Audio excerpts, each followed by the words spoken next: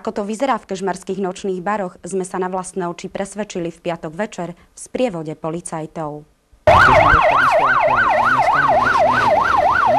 Muži zákona. Práve s nimi sme sa zúčastnili na policajnej razii. Bola zameraná na kontrolu zákazu nalievania alkoholu maloletým osobám. Na mužku si policajti vzali aj fajčenie a kontrolu vlastnenia zakázaných predmetov. Tieto akcie majú preventívny charakter.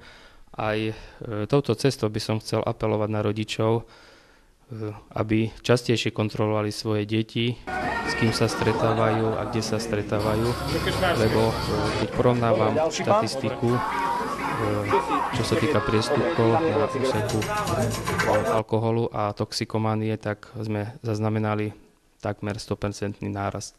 A na záver jedna otázka na telo.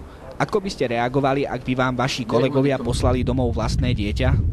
Snažil by som sa zistiť, prečo to dieťa konzumuje alkohol, a v prvom rade by som sa snažil rozprávať so svojím dieťaťom a zistiť, v akej partii je